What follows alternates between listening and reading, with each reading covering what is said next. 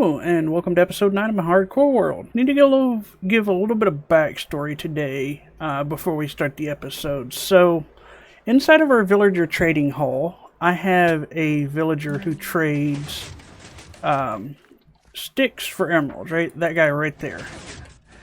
Crap, I was really trying to get through that door before it closed. But yeah, so we have the villager trade sticks for emeralds, right? And so normally, to get the sticks, I've been coming over here to this dark oak forest, just cutting down trees. And I noticed as I was flying around here, because this is also where I got my spruce wood from. You can see spruce trees over in the background there. I noticed there's a bunch of azalea bushes, like the azalea trees over here. Let's see if I can find one. I think it's right here. Yeah, right here. And so I wasn't really sure what was special about these, so I dug down, and as you can see down there, there's moss. And that's because underneath of this mountain is a massive, massive lush cave. Basically, this whole mountain is a lush cave. So, what I did between episodes was I marked down the coordinates here. Well, I made a little entrance, and then I marked down the coordinates. And I've came down in here and I lit most of this area up with torches. And I think this is where I kind of want to live. I think this is going to be my main base setup down here. Because it's really cool. Like there's all these offshoots and waterfalls. There's axolotl. Like we can let our allies run and just fly around in here. And I'm stuck on a freaking drip leaf. And then if you come on down here, there's like this mine shaft. And I think this is going to be really, really cool. You can see I kind of got a little base set up here with some chests and some shulkers.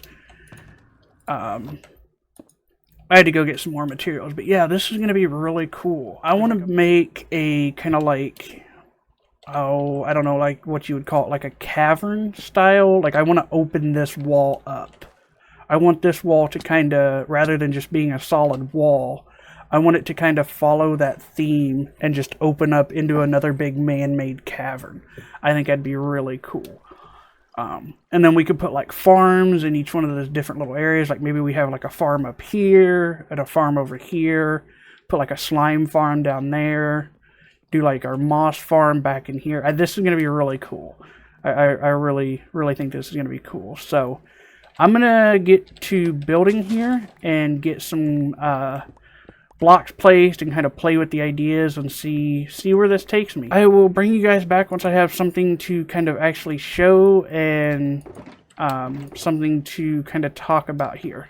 But okay. So it's been a couple hours. Got a little auto smelter set up here. I was using this for cactus because I set up a little cactus farm here, but yeah, now I'm just smelting glass. So this isn't a lot, but it's a start, and it took me a while to kind of figure out the theme and pattern that I wanted to go for. So here we go. This is going to be the entrance to our actual main base area. Now I got to do some more on the sides here and kind of smooth this terrain out, and I want to get some more moss blocks in, mossy cobble and moss stone up into the walls there. And there's a zombie because I've been trying to get rid of torches as I go. But I wanted to tell you guys something. So I did not know this, but if you want to make, let's say we want to make mossy stone brick, right? Or here, we'll use mossy cobble, for example. Now, used to, what you would have to do is you'd have to make a vine farm, right? And I think I even mentioned this in the last clip. You have to take a vine, and then you mix it with your cobble, and you get mossy cobble, right? Well, apparently, since they introduced moss blocks into the game, you can just do this. Now, I would like to say that I realized that pretty early on, and I used it for most of the mossy cobblestone and mossy stone brick, but yeah, that's not the case. Basically, for 90% of this build, I I was just shearing vines. I placed some vines on the wall, and as they grew, I sheared them. So, yeah, that would have been good to know. So, let's go in. And here we go.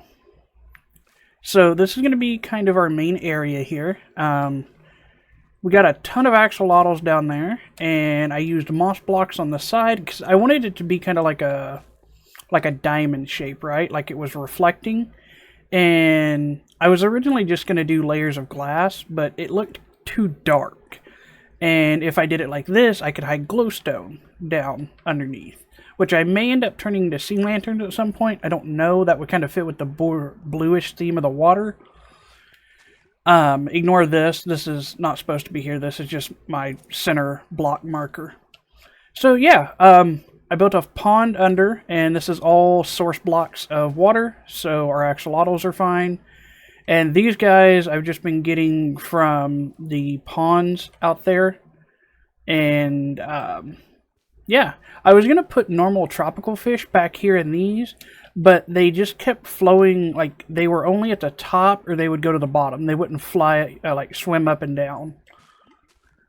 I used end rods here. This isn't actually holding the water back. These are just here to kind of give accents. I'm not sure. I may end up taking the glowstone out. I don't know. I feel like there's a lot going on there. We also have a one of those pink things. I can't remember what they're called. Spore blossoms up top to kind of give some particle effects. I thought they gave more particles, but like I have my particles turned all the way up, and like they're still not giving a lot of particles off, so I'm not entirely sure what's going on there. But the plan is, so this is going to be kind of like our main entrance hall. We come in, and then we're going to have 3 different offshoots. So we're going to be able to go that way, and this way. And basically, I'm just going to dig out and put something in each of these corridors. I'm thinking what I'm probably going to do is have it so that, like, back in here, this will be our main storage area, so it's a straight shot. And then probably off in this side will be our smelting area. And then probably off in this direction will be all of our farms. Like all of our, you know, in what I would consider indoor farms, right? Now, I think I'm going to work on our chest room. And actually, I think before I do our chest room, I think I'm going to do our chest room and then I'm going to do an auto smelter. Mainly because I really need an auto smelter for the amount of glass that I'm going to use in this. Like, this took forever to smelt. So, yeah, I think I'm going to work on our chest room in here. It's going to be pretty basic starting off. And then I think I'm going to work on our auto smelter next. So hopefully that'll be the next clip you guys see. Okay, I am back. And as you noticed, the beacon's gone, along with our shulkers and stuff. I moved them inside just because I got tired of walking all the way out here.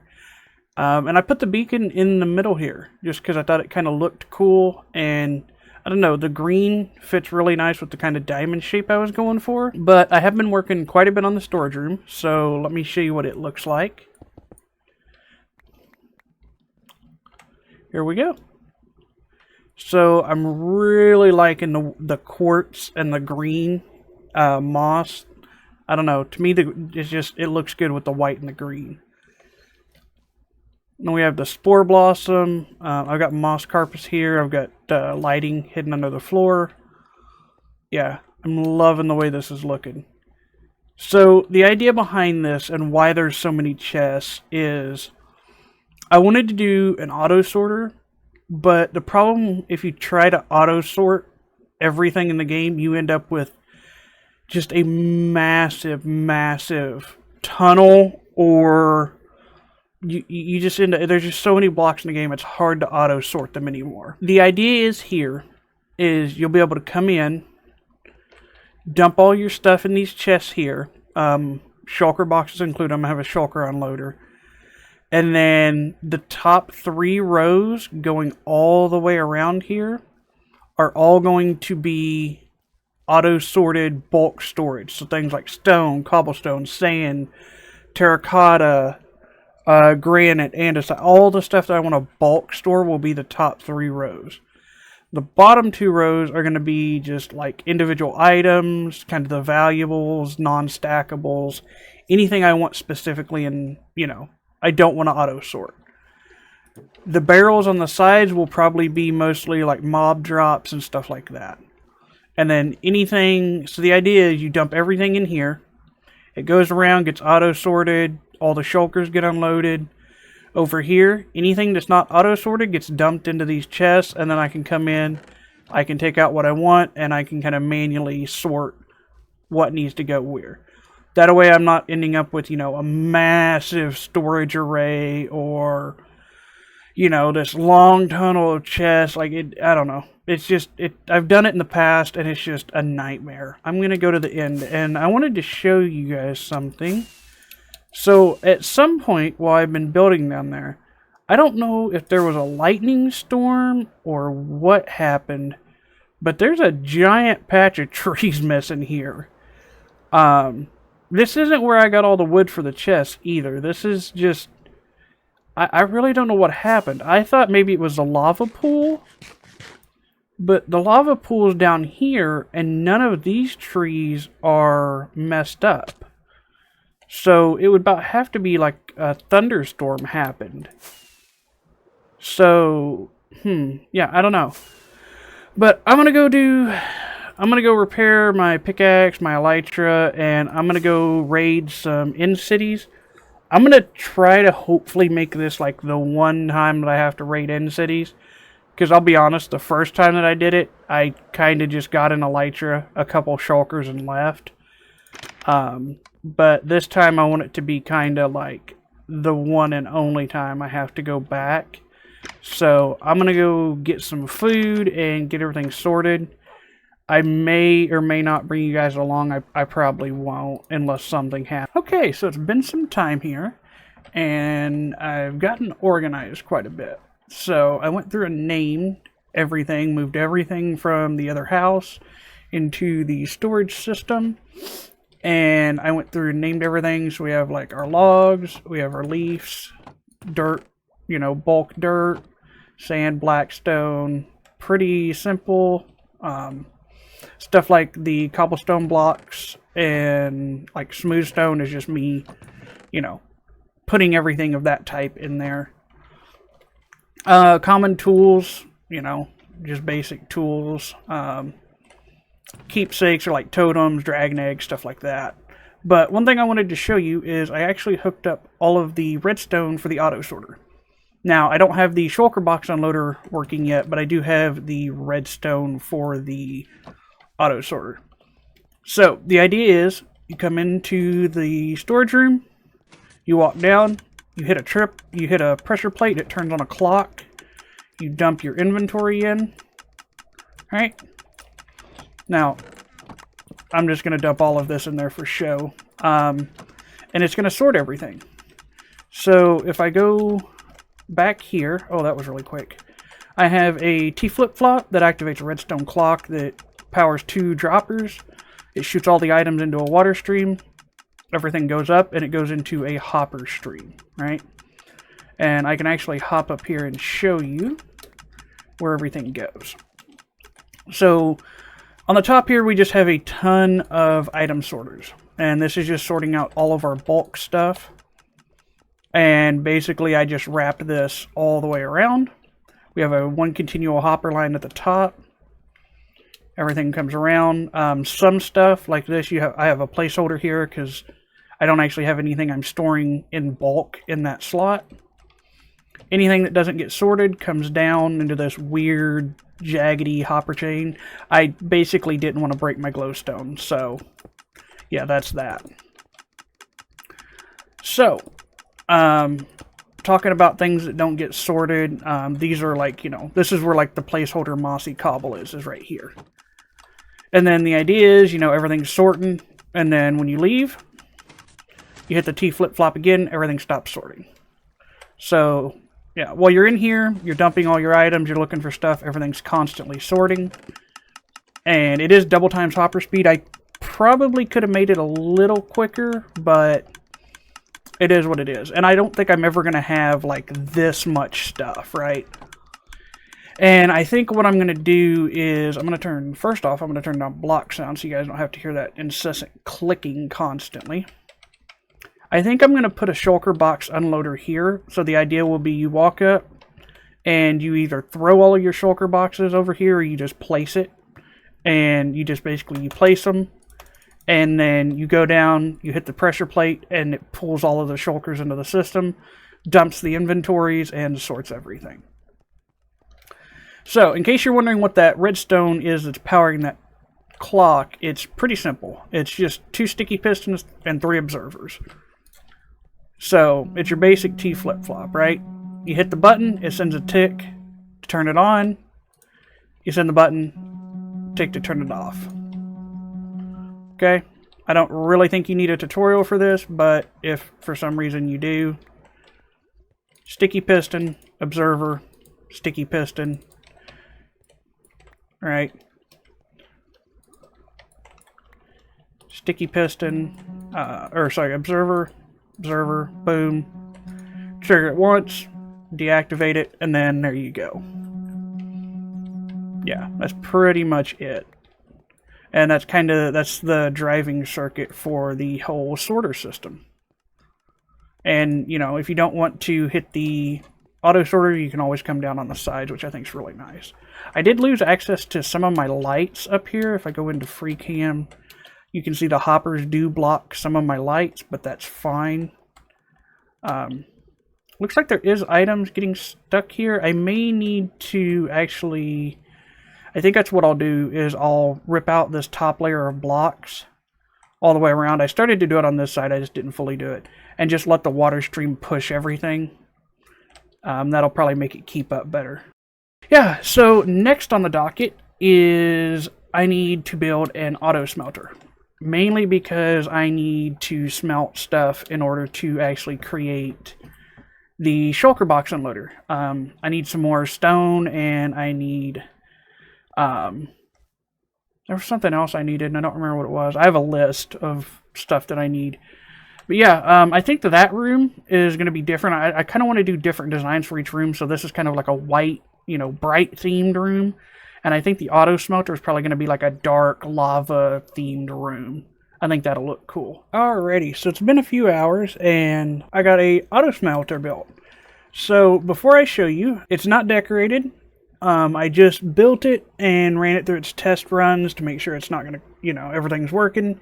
So, yeah. Basically, I need the auto smelter in order to smelt glass to decorate the auto smelter. Here we go. We walk in here. And here we are. Now, as you can see, I'm going to go ahead and dump sand in here and let this go ahead and get sorted.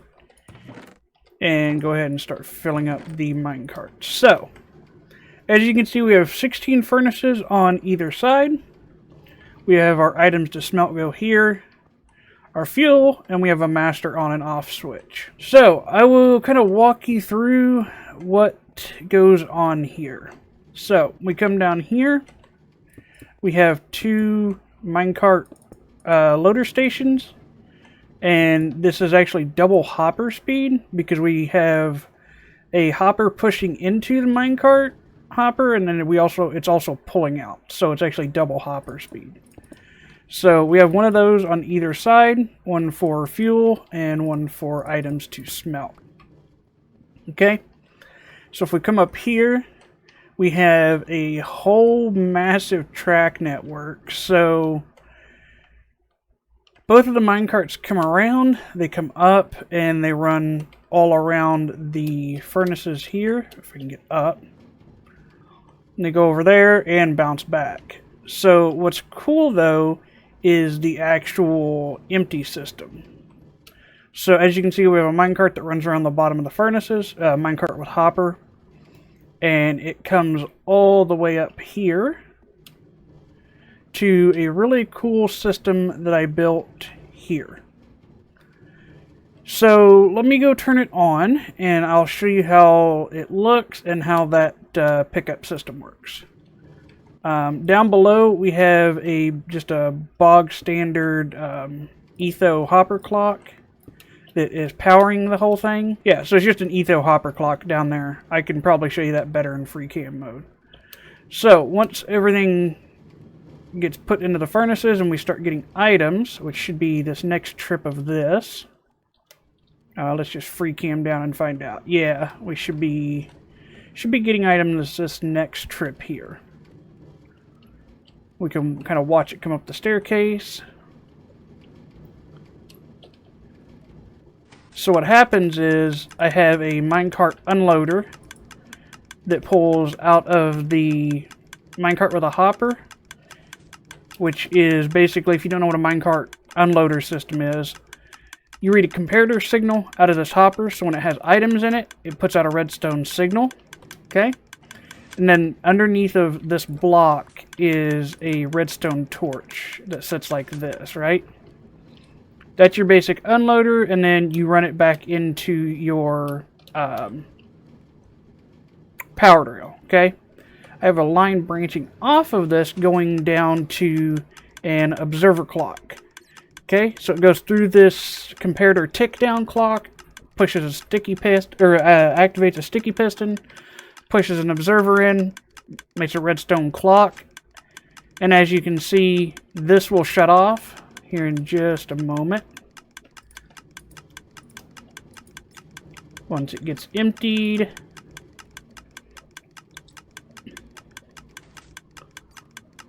So there we go. The minecart's going to take off, but because of this tick down clock, the actual droppers stay running longer. That way we make sure that we always get all of the items out of the droppers and they're not just sitting there. Now the cool thing is the reason I have droppers here, if we come up, we'll see it activating. Everything kind of just falls down on this centerpiece. Now, what this is this is two minecart hoppers.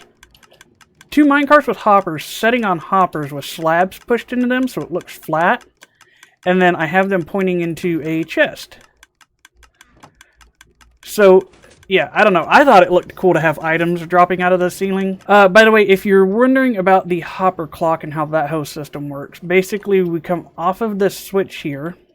We have a redstone line that comes down. And then we're powering a hopper here.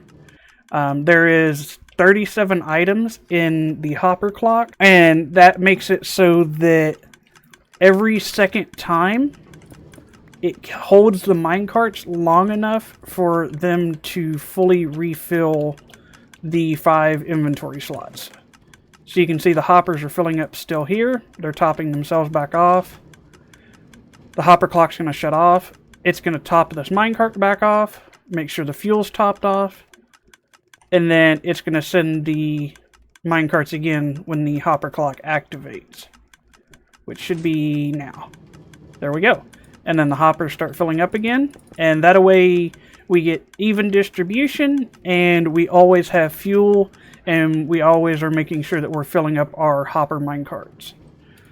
So yeah, I'm going to let this glass melt for a while. I have no idea how much I need. I just got 2 shulker boxes worth. But I'm going to let that cook up for a little while and work on editing a couple other videos.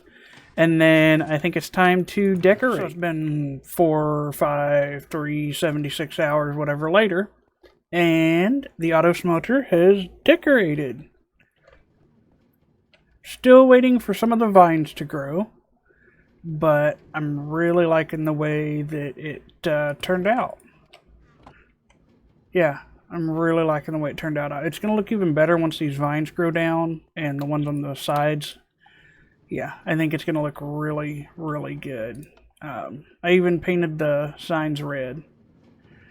I went with, I was going to do lava, but I'll be honest, I did like this back row, and yeah, that was not happening, because unless I make it source blocks, it's going to look like crap. And so I decided to go with concrete powder, because it's got a little bit of white in it, and it's got some darker grays in it, and I don't know. I just wanted something to make that, to go with that glass, because I really like that red glass in the centerpiece there, so yeah, I don't know. The chains were a nice touch too. I wasn't sure if I was going to do chains or if I was going to do iron bars, but iron bars kind of covered the furnaces too much, so this looks more of like a, I don't know, like an actual foundry. Although I wish I I may still do it. I may still put lava coming down off of these. But this is where the redstone torches are for the railings. So I could probably come up here and break that block and let lava cascade down. I don't know. It may be a little difficult, but it may also not be. But I just love when you walk in this room how it just kind of opens up into, like, fire, right? Like, I don't know, it looks cool to me. I gotta let all these vines grow. I did do some cleaning up out here, like you've probably seen. I got rid of all the shulkers and stuff that's here. We're pretty much moved into this place. I still got a few things back at the old base I gotta get. But I think the majority of all of our stuff is here, which is, it's nice, but I have a problem. Actually, I have two problems. So the first one is that in order to, like, get out of here, we have to come all the way out here, fly all the way up here, take a lot of freaking damage because I can't fly, and come out here. Oh, and as if to perfectly illustrate my point, every time I come up here, it's freaking nighttime. So we're going to have to solve those two problems. I kind of need some way to tell if it's nighttime out. I thought about doing like either like a note block thing or change like a beacon beam, but I'm not real sure how I want to do it yet. And then the other problem, which we will be solving next episode, is I gotta build some kind of entrance to this place that's not flying through it. I mean, flying through it's nice and all, but when you're doing this, you know, 4 or 5 times, it gets kind of old. So, that gravel fell. The vine must have updated it. So yeah, I gotta do something about getting in and out of this place, and I think that's gonna be next episode. We'll tackle that. But anyway, hopefully you guys did enjoy. If you did, comment down below. Let me know what you guys thought, and I will see you in the next video. Have a wonderful day.